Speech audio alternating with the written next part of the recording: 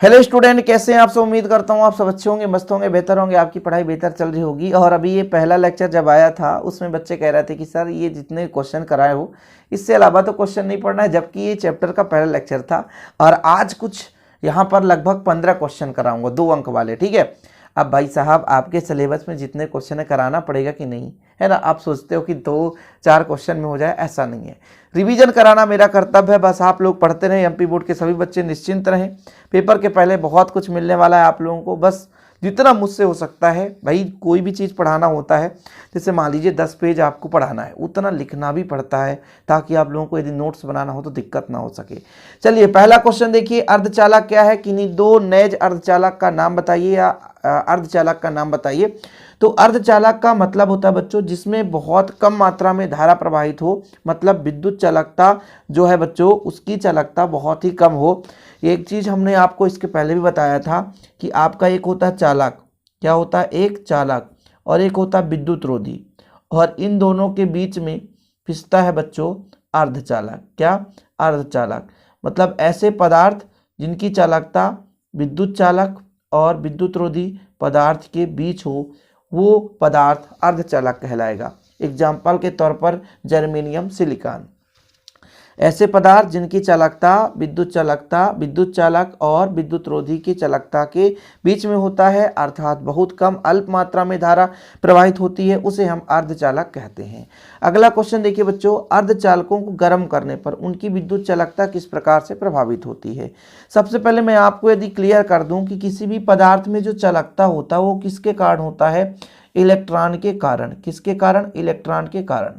यदि उसमें इलेक्ट्रॉन है तो उसकी चालकता अधिक होगी, ये सबको पता है। यदि उसमें इलेक्ट्रॉन है उसकी चालकता अधिक होगी। जो अर्धचालक होते हैं बच्चों उसमें जो इलेक्ट्रॉन है उसकी मात्रा कम है, लेकिन जब गर्म करते हैं तो सहसंयोजी बंध टूटता है और मुक्त इलेक्ट्रॉनों की संख्या में वृद्धि होती है। फिर से कह रहा हूँ, किसी अर्धचालक को हम गर्म करें, उसको ताप दें तो सहसंयोजी बंध टूटेगा। जब बंध टूटेगा तो इलेक्ट्रॉन मुक्त होंगे, और जितने इलेक्ट्रॉन मुक्त होंगे धारा उतनी अधिक बहेगी, जिससे चालकता का मान बढ़ जाएगा। तो अर्धचालक को यदि हम गर्म कर दें, कोई हमारे पास अर्धचालक पदार्थ है, यदि उसको हम गर्म कर दें बच्चों तो चालकता उसकी बढ़ जाएगी, क्योंकि जैसे ही हम गर्म करते हैं तो उसके बीच सहसंयोजी बंध टूट जाता है, और सहसंयोजी बंध टूटने से इलेक्ट्रॉन की संख्या में बढ़ती है, और इलेक्ट्रॉन की संख्या बढ़ने से विद्युत चालकता बढ़ जाती है। अगला क्वेश्चन है, पहचान करना है कौन चालक है, कौन अर्धचालक, कौन विद्युत रोधी। तो वायु में धारा प्रवाहित नहीं होता तो विद्युत रोधी है। जर्मेनियम और सिलिकॉन भैया ये अर्धचालक हैं। कार्बन है, 14वें समूह के जितने भी एलिमेंट होते हैं वो अर्धचालक की भांति व्यवहार दर्शाते हैं। टंगस्टन और चांदी, इसमें बढ़िया मात्रा में धारा प्रवाहित होता है। चांदी सबसे अच्छा सुचालक माना जाता है, टंगस्टन का वायर लगा रहता है, भाई धारा तो प्रवाहित होगा ही। चलिए अगला क्वेश्चन देखो भाई, धातुओं और नैज अर्धचालक में प्रतिरोधकता में ताप के कारण होने वाले परिवर्तन का अंतर बताइए। भाई प्रतिरोधकता दोनों में डिफरेंस होता है, तो ताप बढ़ाने पर जो प्रतिरोधकता है अर्धचालकों की क्या होगी, घटेगी, और धातुओं की बढ़ेगी। भाई कारण है, जैसे अर्धचालक को हम गर्म करते हैं, मुक्त इलेक्ट्रॉन की संख्या बढ़ती है तो उनकी चालकता बढ़ती है, तो प्रतिरोधकता कम होगी। लेकिन वहीं पे धातुओं की बात करें तो धातु के पास ऑलरेडी मुक्त इलेक्ट्रॉन है, इसमें जब हमने धारा प्रवाहित किया तो इसमें टक्कर ज़्यादा होते हैं, जिस कारण इसमें अवरोध उत्पन्न होता है। तो धातुओं की यदि हम ताप में वृद्धि कर दें तो धातुओं की प्रतिरोधकता बढ़ती है, उसकी प्रतिरोधकता में वृद्धि होती है।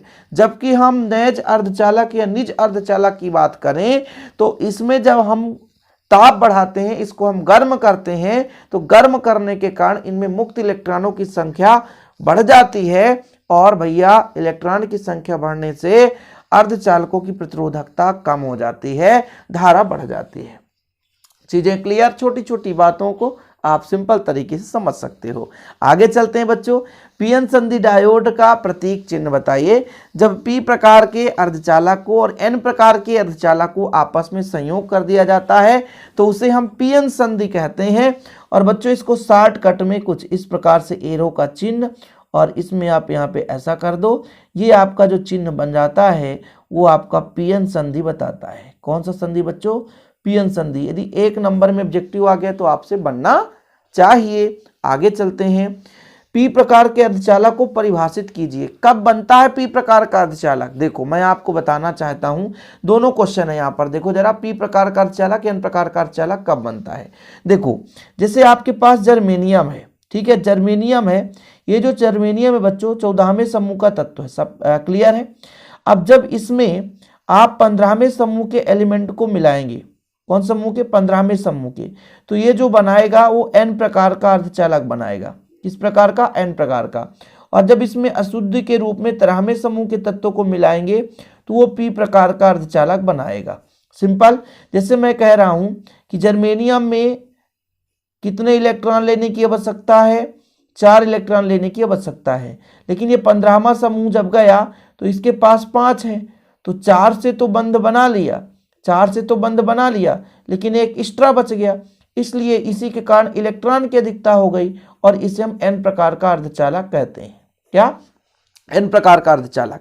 वहीं पे जब बच्चों पी प्रकार की बात करते हैं तो देखो जरा, ये हमारे पास मान लीजिए जर्मेनियम है, इसके पास 4 बंध बनाने की क्षमता है, ठीक है, लेकिन जब 13वें समूह की बात करते हैं तो इसके पास 3 इलेक्ट्रॉन, तो भाई साहब 2 से और ये 3 से संयोग कर लिया, एक हमारे पास खाली बच गया, इसे ही बोलते हैं होल। क्या बोलते हैं? होल। ये क्या बच्चों? होल। तो इसमें होल पाया जाता है, किसमें? पी प्रकार के अर्धचालक में। पी में होल तो होल है, और एन में ये डंडा है तो इलेक्ट्रॉन। तो जब एन प्रकार का बनता है तो इलेक्ट्रॉन। कुल मिलाकर के आपने समझा कि चतुसंयोजी में जब पंच संयोजी मिलाते हैं तो एन प्रकार का अर्धचालक इलेक्ट्रॉन, चतुसंयोजी में जब त्रिसंयोजी पदार्थ मिलाते हैं तो पी प्रकार का, जिसमें होल की उपस्थिति होती है। समझ में आया बच्चों? तो जब शुद्ध जर्मेनियम क्रिस्टल में त्रिसंयोजी परमाणु जैसे बोरान, इरिडियम, एल्यूमिनियम आदि मिला दी जाती है तो हमारा पी प्रकार का अर्धचालक बनता है, मतलब त्रिसंयोजी मिलाने से, ठीक है। इसी प्रकार जब हम एन प्रकार की बात करते हैं बच्चों तो शुद्ध जर्मेनियम क्रिस्टल में पंच संयोजी परमाणु मिलाते हैं, यानी जर्मेनियम चतुसंयोजी है, इसमें पंच संयोजी मिला दिया जाए, जैसे एंटीमनी, आर्सेनिक, फास्फोरस, इनको मिला दिया जाए तो एन प्रकार का अर्धचालक बनता है। कोई दिक्कत तो नहीं है। चलिए आगे देखते हैं बच्चों, एक निज अर्धचालक को एन प्रकार के अर्धचालक में किस प्रकार परिवर्तित करेंगे? आप ही बताओ। नैज अर्धचालक है, मतलब उसमें कुछ नहीं है, अब स्वतः के कारण जो अर्धचालक हो रही है। एन प्रकार की बनानी है भाई तो हमें पंच संयोजी मिलाना है, आर्सेनिक, एंटीमनी, बिस्मथ, फास्फोरस वगैरह, ठीक है। आर्सेनिक, एंटीमनी, फास्फोरस मिला दें, यानी जब हम अर्धचालक बनाते हैं एन प्रकार का तो उसमें पंच संयोजी मिलाते हैं।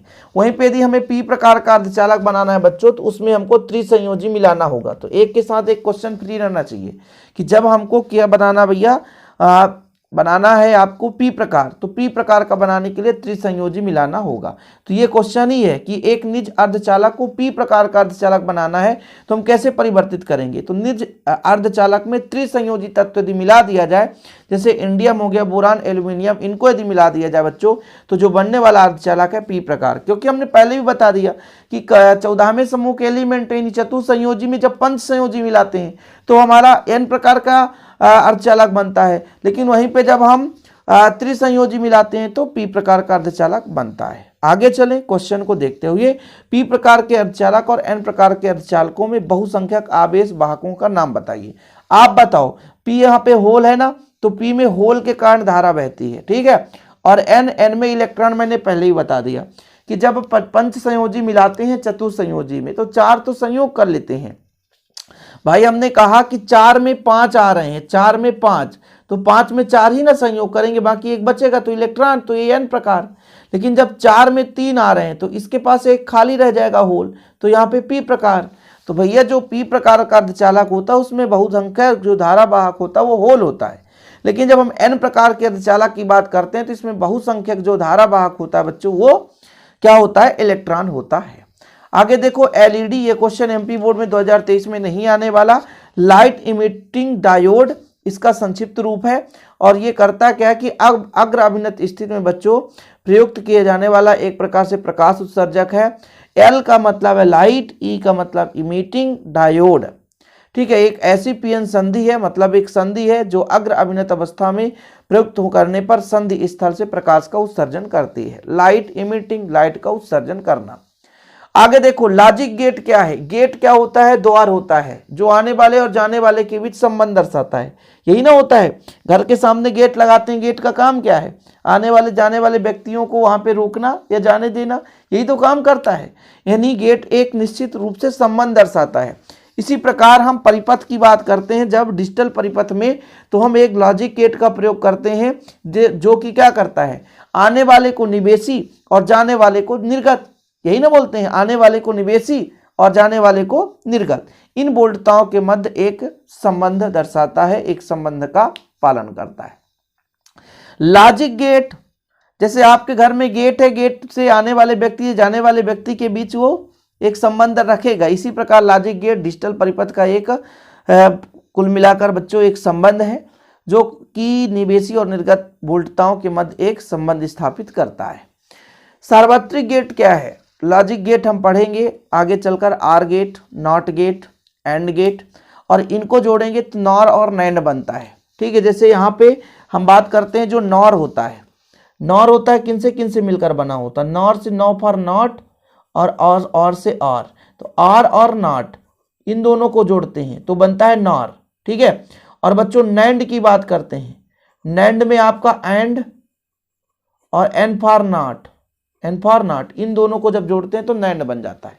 समझ में आया ना? तो भाई साहब जब नैंड की बात करते हैं तो नैंड में एन फॉर नॉट और एंड तो एंड, तो आपका एन फॉर क्या हो जाता है? नॉट और एंड, यानी नॉट और एंड को जोड़ेंगे तो नैंड बन जाता है। और ये ऐसे गेट हैं जिनसे हम कई गेटों का निर्माण कर सकते हैं। इनको जोड़ जोड़ करके हम इनके ही समान कई सारे गेटों को जोड़ सकते हैं, बना सकते हैं, इसलिए इसे बोलते हैं सार्वत्रिक गेट। ठीक है, कि इन गेटों को सार्वत्रिक गेट क्यों कहा जाता है? क्योंकि केवल एक ही कई गेटों को संयोजित किया जा सकता है और अन्य गेटों के समान इसका हम उपयोग में प्रयोग कर सकते हैं। बच्चों ये चीज है, यहां तक क्लियर है? अब एक क्वेश्चन बनता है आपका अपक्षय परत से और एक प्राचीर विभव से। ये प्राचीर विभव है, ठीक है, ये प्राचीर विभव है। और एक क्वेश्चन बनता है ऑब्जेक्टिव नहीं, यहाँ पे 2 नंबर में अपक्षय परत से। ये 2 परिभाषाओं को आपको पढ़ना है। देखो प्राचीर विभव है क्या? जैसे जब हम आपको आगे चलकर पढ़ाएंगे पीएन संधि डायोड, इधर पी प्रकार का अर्धचालक, एन प्रकार का अर्धचालक जब आपस में मिलते हैं तो पी के कुछ होल और एन के कुछ इलेक्ट्रॉन आपस में संयोग करते हैं। तो भाई यहाँ पे जब संयोग करेंगे तो ना तो होल होगा ना तो इलेक्ट्रॉन होगा, फलस्वरूप यहाँ पे समाप्त हो जाएंगे। तो इस डायग्राम में समझो, थोड़ा समझने की कोशिश करना। ये हमारा भैया यहाँ पे पी प्रकार है और यहाँ पे एन प्रकार है। तो जब पी प्रकार और एन प्रकार को मिलाया जाता है, मान लो इसको हम किसी बैटरी से जोड़ रखे हैं, तो यहाँ पर बच्चों कुछ होल और इलेक्ट्रॉन आपस में संयोग करते हैं। ठीक है, संयोग करने के बाद अब आपको पता है कि जो धारा बहती है वो इलेक्ट्रॉन प्रवाह की दर, मान लो कुछ इलेक्ट्रॉन इधर आए कुछ होल इधर आए, आपस में संयोग किए, तो कुछ ना कुछ अल्प मात्रा में धारा तो बही है ना, और ये धारा जो है विद्युत क्षेत्र उत्पन्न किया, और उस विद्युत क्षेत्र के कारण जो भी इनके बीच विभवांतर उत्पन्न, विभवांतर क्या है? आवेश को ले जाने में किया गया कार्य। कुछ ना कुछ इधर से उधर आवेश तो वाहक हुए और उसमें कुछ ना कुछ कार्य तो हुआ, और वही कार्य बच्चों जो है क्या कहलाता है? प्राचीर विभव कहलाता है। मतलब संधि पर जो देखो ये संधि है, इस संधि पर होल और इलेक्ट्रॉनों के विसरण के कारण, मतलब एक दूसरे से मिलने के कारण पी क्षेत्र में होल की कमी होती है। भाई यहाँ पे होल की कमी हो गई, यहाँ पे इलेक्ट्रॉन की कमी हो गई, समझ रहे हैं ना? अब मान के चलते हैं पी मान लो बैटरी के ऋण सिरे से और इसको धन सिरे से जोड़ा गया है, तो कहीं ना कहीं इसके बीच जो एक प्रकार से विद्युत क्षेत्र उत्पन्न होगा, उसके कारण जो विभवांतर होगा वही उसका प्राचीर विभव कहलाता है। और ये जो आवश्यक मोटाई आप देख रहे हैं ना, यानी जब पी और एन प्रकार के अर्धचालक को आपस में जोड़ा जाता है तो संधि के कुछ होल और एन क्षेत्र के कुछ इलेक्ट्रॉन आपस में क्या हो जाते हैं? विस्तृत हो जाते हैं, एक दूसरे से मिल जाते हैं, और यहाँ पर आप जो आपका आयन है यहाँ पे समाप्त हो गया। अब इसकी आवश्यक मोटाई लगभग 10⁻³ सेंटीमीटर से भी कम होती है, जिसमें ना तो लगभग इलेक्ट्रॉन होते ना तो होल होते हैं, जिस परत को हम अपक्षय परत कहते हैं। ठीक है, इसकी परिभाषा आप लोग लिख सकते हैं कि जब पी प्रकार और एन प्रकार के अर्धचालक को जोड़कर पीएन संधि डायोड बनाते हैं तो संधि पर कुछ होल पी और एन क्षेत्र के कुछ इलेक्ट्रॉन है ना एक दूसरे की ओर चल करके विस्तृत हो जाते हैं, फलस्वरूप एक दूसरे को समाप्त कर देते हैं, जिससे संधि में एक पतली परत बन जाती है जिसमें ना तो इलेक्ट्रॉन होते हैं ना तो होल होते हैं। उन्हें हम अपक्षय परत कहते हैं। बिल्कुल स्क्रीनशॉट ले सकते हैं, कोई दिक्कत नहीं है। तो इस प्रकार से आप लोग इतना तैयार कर लेना बच्चों। अनावृत आवेश आदि आपको तैयार करना तो कर सकते हैं, स्क्रीनशॉट ले सकते हैं। ये वैसे पूछा नहीं जाता, लेकिन फिलहाल इसको बनाने में भी कम से कम आपके लिए 3-4 घंटे टाइम देने पड़ते हैं बच्चों, मात्र 15 मिनट के लेक्चर देने के लिए। बच्चों को लगता होगा कि नहीं सर आप आसानी से कर लेते हैं, तो आपके लिए इतना मेहनत करना पड़ता है। और ये सब पेड कोर्स के अंतर्गत मैं नहीं पढ़ाता हूँ। हाँ, नोट्स के लिए मात्र 100 रुपीज़ चार्ज रखता हूँ कि बस आप लोगों के लिए थोड़ा मुझे सपोर्ट करना है तो आप नोट्स ले लेंगे, इससे आपका भी हेल्प होगा और हमें भी थोड़ा कहीं ना कहीं फाइनेंशियल सपोर्ट होता है बच्चों। तो 100 रुपीज़ चार्ज है। कॉन्टैक्ट नंबर 9685299149, 9685299149 और 100 रुपीज़ में आप बेहतर रूप से हैंड रिटन नोट्स ले सकते हैं। कॉन्टैक्ट करें और बेहतर रूप से नोट्स लें और पेपर की तैयारी करें। चलिए बच्चों, मिलते हैं अगली वीडियो के साथ। वीडियो पसंद है तो लाइक करके शेयर कर दें। जय हिंद, वंदे मातरम।